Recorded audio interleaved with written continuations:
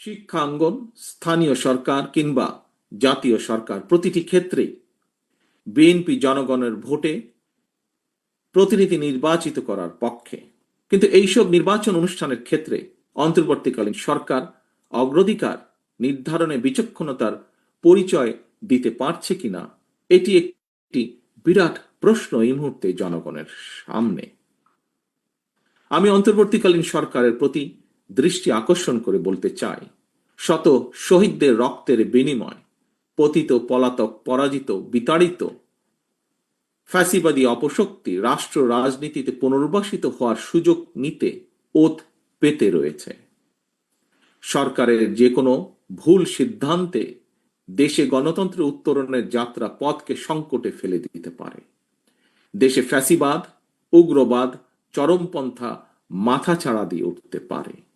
কাজেই এই ব্যাপারে আমাদের সকলকে, বিশেষ করে অন্তর্বর্তীকালীন সরকারকে অত্যন্ত সতর্ক থাকতে হবে, থাকা প্রয়োজন। শহীদ পরিবারের সম্মানিত সদস্যবৃন্দ, এবার আমি গণ অভ্যুত্থানে শহীদ, শ্রমজীবী, কর্মজীবী শহীদ পরিবারের উদ্দেশ্যে কয়েকটি কথা বলতে চাই। আমি আগেও বলেছি, শহীদগণ কিন্তু শুধুমাত্র একটি সংখ্যা নয়। একটি প্রাণের সমাপ্তির অর্থ একটি পরিবারের মৃত্যু, একটি স্বপ্ন সম্ভাবনার অবসান।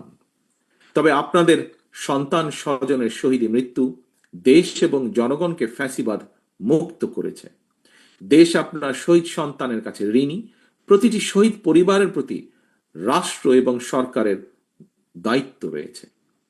কৃষক, শ্রমিক, মেহনতি মানুষ যাতে দেশে গণতন্ত্র প্রতিষ্ঠায় শ্রমজীবীদের অবদান নিয়ে গর্ব করতে পারে, শ্রমজীবী কর্মজীবী শহীদ পরিবারের বর্তমান এবং ভবিষ্যৎ প্রজন্মের সদস্যরা যাতে তাদের স্বজনদের শহীদী মৃত্যু নিয়ে গৌরব করতে পারেন।